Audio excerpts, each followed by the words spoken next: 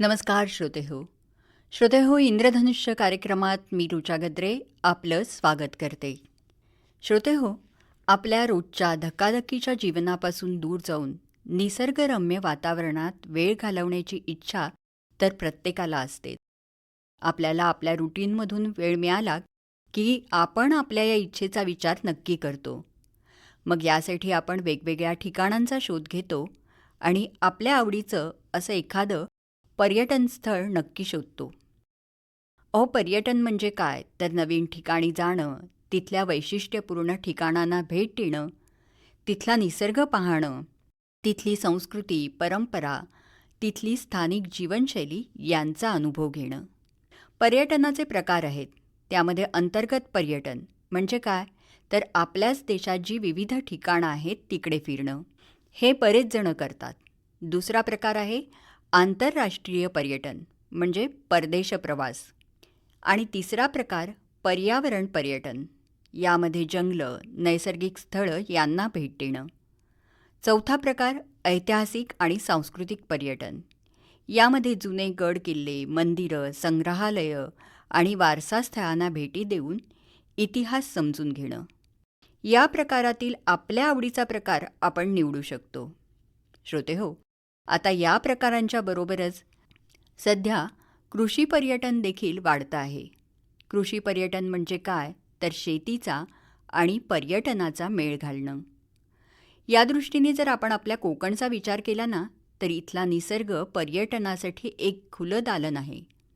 निळाशार समुद्र, हिरव्या डोंगररांगा, नारळ सुपारीच्या बागा, आंबा काजूच्या बागा, नद्या, धबधबे आणि आपल्या इथली खाद्यसंस्कृती, ह्या इतक्या गोष्टी पर्यटनासाठी नक्कीच पुरेशा आहेत. पर्यटनामुळे स्थानिक व्यवसायांना चालना मिळते आणि यातून रोजगाराच्या संधी निर्माण होतात. आता या रोजगाराच्या संधी कोणत्या आहेत?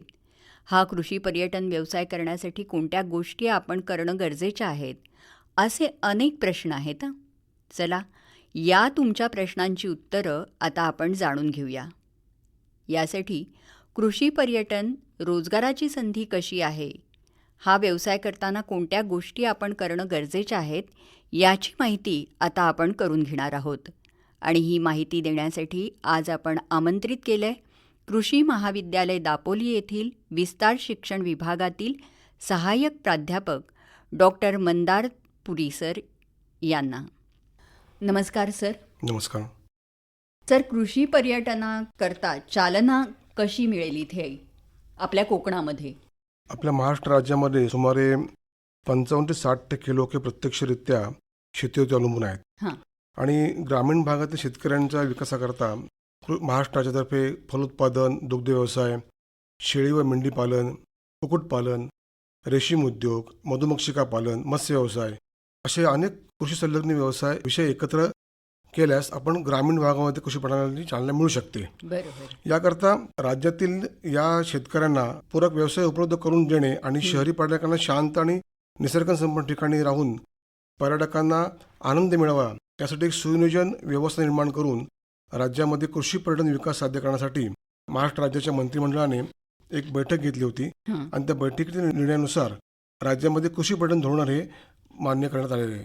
आता या कृषी पर्यटनाचा नेमका उद्देश काय आहे? कृषी पर्यटनाचा मुख्य उद्देश म्हणजे ग्रामीण भागातील महिला आणि तरुणांना गावामध्येच रोजगाराची संधी उपलब्ध करून देणे आहेत. बरोबर. त्या अनुषंगाने ग्रामीण भागाचा विकास होईल, परिणामी तो विकास राज्याचा होऊ शकेल. ग्रामीण कृषी पर्यटनाच्या माध्यमातून शेती उत्पादकांना बाजारपेठ त्यांच्या गावामध्येच मिळेल. बरोबर. शेतीला पर्यटनपूरक असा कृषीपूरक व्यवसाय म्हणून त्याला प्रोत्साहन देण्यात येईल. शहरी भागातील लोकांना आणि विद्यार्थ्यांना शेती आणि शेती पद्धतीची तसेच कृषी संलग्न व्यवसायाची माहिती हे करून देणे शक्य होईल. कृषी पर्यटनाच्या माध्यमातून ग्रामीण भागातील लोकांचं राहणीमान उंचावेल.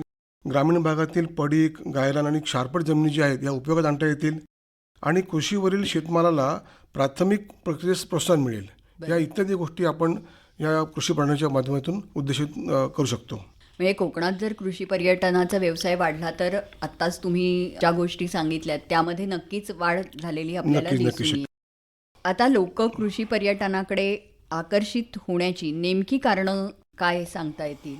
शहरी भागातील प्रदूषण हे लोकांना खूप त्रासदायक झालेलं आहे. हं. त्यामुळे पर्यटक प्रदूषणमुक्त, शांत आणि निसर्गाच्या सानिध्यात त्यांना राहायला आवडतं. हां.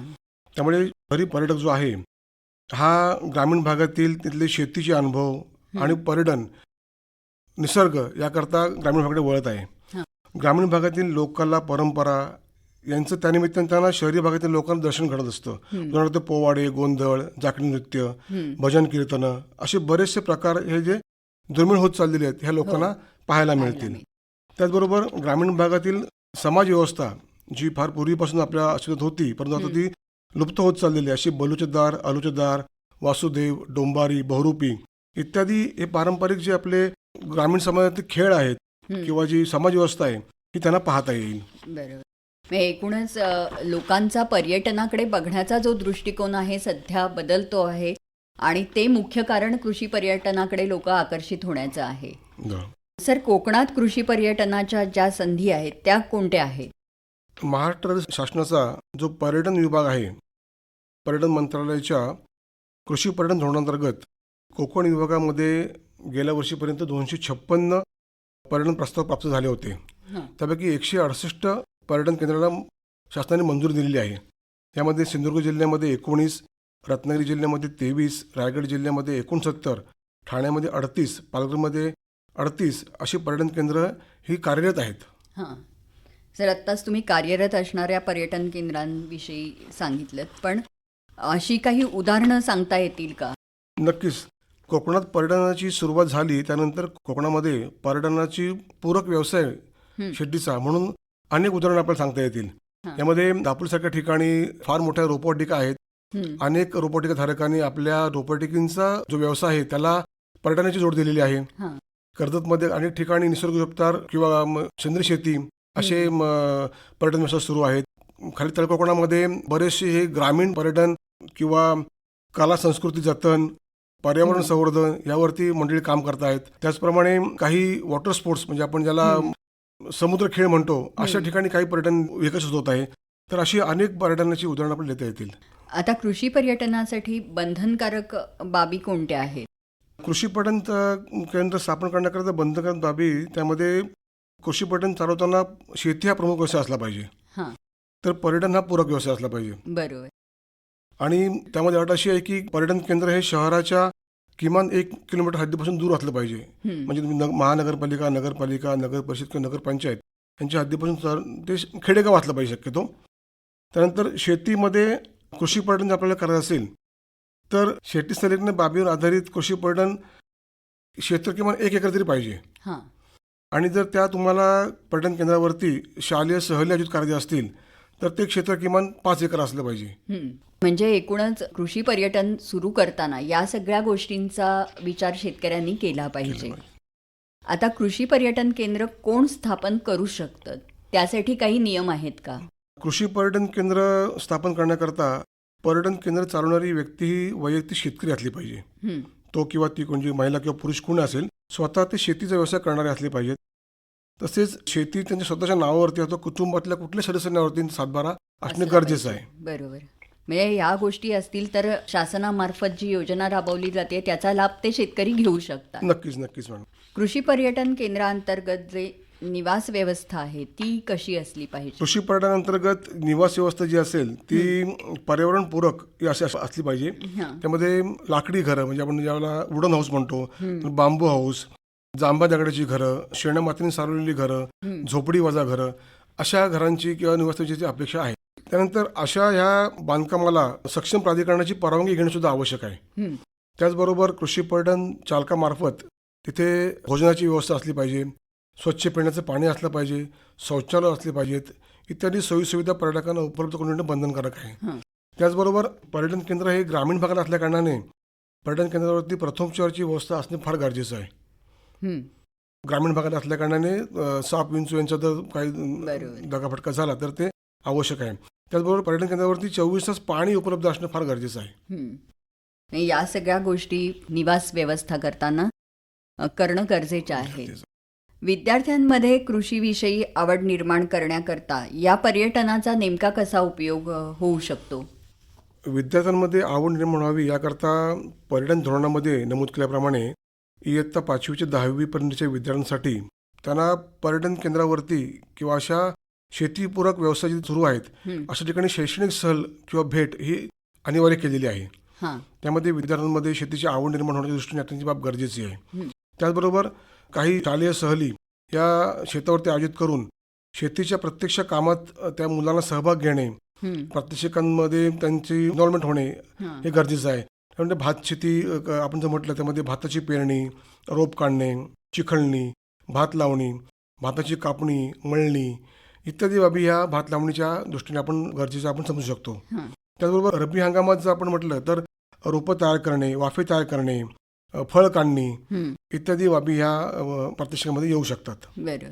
कृषी पर्यटनातून रोजगार निर्माण होऊ शकतो असे कोणते उपक्रम आहेत?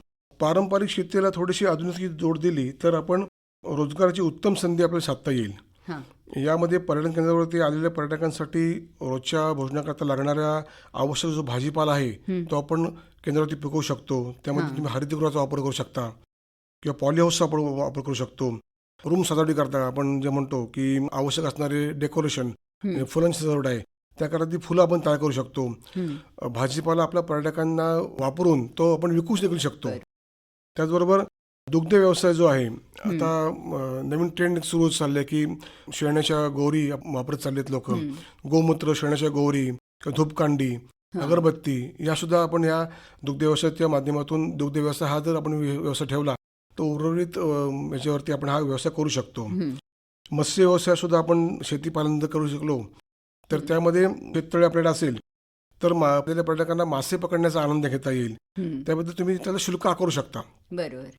त्याचबरोबर मगाशी मी म्हटलं की रोपवाटिका हा एक फार मोठा व्यवसाय आहे आणि त्याच्यामध्ये शोभिवंत झाडे, फळे, रोपे, औषधी वनस्पती, नंतर कुंड्या तयार करणे, कोकोपीट असं तयार करणे इत्यादी बाबी आपण या आलेल्या लोकांना पर्यटकांना सांगू शकतो. त्याचबरोबर तुमच्या पर्यटन केंद्रावरती तुम्ही विविध प्रकारचे प्रशिक्षण आयोजित करू शकता. शहरी भागातील आलेल्या पर्यटकांना 1 दिवस किंवा 2 दिवसाची ट्रेनिंग प्रशिक्षण आपण आयोजित करू शकतो. त्यामध्ये परसबाग लागवड आहे, अळंबी उत्पादन आहे, प्रक्रियोत्तर पदार्थ तयार करणे आहेत, बोन्साय तयार करणे आहे असे उपक्रम आपण या कार्यक्रमात घेऊ शकतो. नंतर साहसी पर्यटन आपण त्याला म्हणतो की रॉक क्लाइम्बिंग आहे, वॉटर स्पोर्ट्स आहेत, समुद्र सफारी आहे, काय सायकलिंग आहे, झिपलाईन्स आहेत. अशा खेळांकरता प्रशिक्षित कर्मचारी नेमून त्यांचे आपण त्या पर्यटकांना त्या सुविधा उपलब्ध करून देऊ शकतो. दुसरा फार मोठा व्यवसाय आपण ह्या पर्यटन केंद्रावरती आपल्या संधी याची आहे ते म्हणजे प्रक्रियोत्तर पदार्थ तयार करणे. कोकणात आपण जर पाहिलं तर आंबा, काजू, फणस, नारळ, कोकम ही प्रमुख पिके आपली घेतली जातात. त्याच्यावरती प्रक्रिया करून आलेल्या पर्यटकांना ते उत्पादन विकणं हा फार मोठा एक आपल्याला व्यवसाय होऊ शकतो. तर इथं करवंद, जांभूळ, तोरणं, अळू ही रानमेवा म्हणून ओळखली जाणारी फळे आहेत जी फार दुर्मिळ आहेत आणि शहरी लोकांना याची खूप आवड असते. तर अशा फळांपासून बनवलेले पदार्थ हे शहरी पर्यटकांना आकर्षित करत असतात. त्याचबरोबर नाचणी, वरी, भात यापासून बनवलेले विविध पदार्थ हल्ली ह्या स्टॉलवरती आपण या विक्रीकरता ठेवू शकतो. त्याचबरोबर पर्यटकांसाठी ग्रामीण भागातील लोककला आणि परंपरा याचं सादरीकरण जर करणारे कलाकार आपल्या गावामध्ये असतील तर ते अर्थार्जन करू शकतात विविध कला सादर करून. त्यानंतर आपल्या गावामध्ये जर काही ऐतिहासिक गड किल्ले असतील, ऐतिहासिक वास्तू असतील, पुरातन मंदिरे असतील तर अशा विषयी पर्यटकांना मार्गदर्शन करण्याकरता गाईड म्हणून सुद्धा हे लोक आपण काम करू शकतात. ह्या अशा अनेक संधी रोजगाराच्या उपलब्ध आपल्याला आहेत. खरं म्हणजे एक पर्यटन म्हटलं की त्यातून अनेक रोजगाराच्या संधी युवकांना उपलब्ध होऊ शकतात. फक्त युवकांनी त्याकडे त्या दृष्टीने बघण्याची गरज आहे. सर, कृषी पर्यटन केंद्राला शासनाकडून कोणते लाभ मिळतात? कृषी पर्यटन केंद्र जर आपण स्थापन करायचं म्हटलं तर आपल्याला कृषी पर्यटनाचा एक प्रमाणपत्र कोर्स असतो तो आपल्याला करायला लागतो. त्यानंतर कृषी पर्यटन केंद्र तुमच्याकडे जे प्रमाणपत्र असेल त्या आधारे तुम्हाला बँक कर्ज देऊ शकतं आणि नोंदणीकृत कृषी पर्यटन केंद्रांना तो धोरण 2016 मधील प्रोत्साहनांचा मुद्दा धरून वस्तू आणि सेवा कर आणि विद्युत शुल्क त्याचा लाभ तुम्हाला घेता येईल. त्याचबरोबर जलसंधारण विभागातर्फे राबवल्या जाणाऱ्या शेततळे योजनेकरता कृषी पर्यटन केंद्रास प्राधान्य आहे. त्यानंतर नोंदणीकृत कृषी पर्यटन केंद्र राज्य आणि केंद्र शासनामार्फत राबवल्यास ग्रीन हाऊस, नंतर फळबाग आणि भाजीपाला लागवड यासारख्या अनेक योजनांचे फायदे देखील आपल्याला घेता येतील. कृषी पर्यटन धोरणांतर्गत ज्या ठिकाणी घरगुती स्वयंपाक पुरवले जातात अशा ठिकाणी ज्या केंद्रामध्ये न्याहारी आणि निवासाची व्यवस्था आहे अशा ठिकाणी घरगुती गॅस जोडणी ही सुद्धा वापरता येऊ शकते. त्याचप्रमाणे कृषी पर्यटन केंद्रास विविध आकारणी ही घरगुती दराप्रमाणे करण्याबाबत विचार म्हणून सुरू आहे सरकार दरबारी. एकूणच कृषी पर्यटन केंद्र सुरू करायचं असेल तर शासनाकडून बरेच लाभ त्या शेतकऱ्याला मिळू शकतात. आता यासाठी काही प्रशिक्षण किंवा मार्गदर्शन अपेक्षित आहे का आणि तशी व्यवस्था शासनाकडनं केलेली आहे का? कृषी पर्यटन चालकांना प्रशिक्षण आणि मार्गदर्शन याची व्यवस्था जर कृषी पर्यटन केंद्र चालवणारा माणूस अनुभवी असेल तर फार चांगल्या रीतीने तो आपलं पर्यटन केंद्र चालू शकतो. तर त्याकरता त्यांना अन्न सुरक्षा, स्वच्छतेबाबत प्रशिक्षण, आदरातिथ्य म्हणजे आपण हॉस्पिटल म्हणतो, त्याचबरोबर प्रसिद्धी आणि विपणन, आदर्श अनुभवाधारित पर्यटन ह्या इत्यादी बाबी ज्या आहेत ह्या प्रशिक्षणातर्फे त्यांना सक्षम करू शकतात. त्याबरोबरच आदर्श शेती कार्यपद्धती म्हणजे बेस्ट ॲग्रिकल्चर प्रॅक्टिसेस आणि आदर्श कृषी पर्यटन केंद्र स्थळ भेट ह्या ज्या योजना आहेत त्यामध्ये त्यांनी त्याचा लाभ घेऊ शकतात. सर, कुठलाही व्यवसाय करताना त्याची प्रसिद्धी ही खूप महत्त्वाची असते आणि आता तुम्ही जेव्हा काही मुद्दे सांगितले त्यात प्रसिद्धीसाठी सुद्धा प्रशिक्षण घेणं कशी करायची हे सांगितलं. तर ही जी कृषी पर्यटन केंद्राची प्रसिद्धी आपल्याला करायची आहे तर ती कशा प्रकारे करायची आणि त्यासाठी नेमकं काय करावं लागतं? कृषी पर्यटन केंद्राला प्रसिद्धी देण्या संदर्भात पर्यटन विभागाचं धोरण जे आहे त्या अंतर्गत नमूद ऐच्छिक बाबी ज्या आहेत जे विशेष उपक्रम तुम्ही जे तुमच्या याच्यावरती घेत असाल पर्यटन केंद्रावरती तर ते चांगल्या प्रकारे दाखवून पर्यटकांचा अनुभव, समृद्ध कृषी पर्यटनाचा देत असलेला पण लाभ, पर्यटन केंद्रांचे चांगले फोटो, व्हिडिओज हे जर तुम्ही पर्यटन संचालनाला उपलब्ध करून दिलेत तर त्यांच्या प्रसिद्धी माध्यमातून ते प्रसारित करतात. तसंच ते नोंदणीकृत कृषी पर्यटन केंद्राच्या संकेतस्थळावरती ती लिंक पर्यटन विभागाच्या संकेतस्थळावर तुम्हाला उपलब्ध करून मिळते. पर्यटन केंद्राकरता जर एखाद्याला अर्ज करायचा असेल तर त्याने कुठे अर्ज केला पाहिजे आणि कोणाशी संपर्क साधला पाहिजे? शासनाच्या पर्यटन संचालनामार्फत www.maharashtra-tourism-government.in या संकेतस्थळावरती तसेच प्रादेशिक उपसंचालक पर्यटन संचालय या कार्यालयात अर्ज उपलब्ध आहेत आणि आवश्यक कागदपत्र आपण त्यामध्ये अपलोड करून तुम्ही पर्यटन केंद्राची नोंदणी करू शकता. बरोबर. एकूणच काय तर कृषी पर्यटन हा एक महत्त्वाचा असा व्यवसाय आपल्याकडे होऊ शकतो आणि त्यासाठी शासनाकडनं जी योजना आहे त्याचा लाभ जर घेतला तर त्याचे फायदे देखील मिळू शकतात.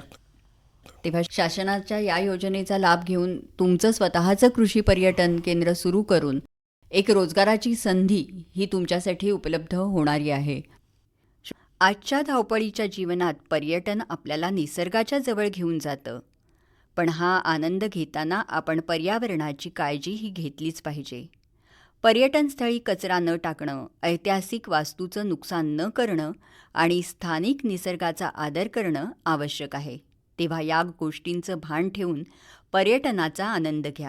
जर आज आपण इथे आलात आणि कृषी पर्यटन आणि त्यातून कोणत्या रोजगार संधी तरुणांसाठी आहेत याविषयी खरोखरच खूप उपयुक्त माहिती दिलीत, त्याबद्दल श्रोत्यांतर्फे आणि आमच्या आकाशवाणी परिवारातर्फे मी आपले आभार मानते. नमस्कार. कृषी पर्यटनातून रोजगाराच्या संधी याविषयी डॉक्टर मंदार पुरी यांच्याशी केलेली बातचीत आत्ताच आपण ऐकलीत. याबरोबरच आजच्या इंद्रधनुष्य कार्यक्रमातून मी ऋचा गद्रे आपला निरोप घेते. नमस्कार. या कार्यक्रमाचे सादरकर्ते होते विवेक वानखडे.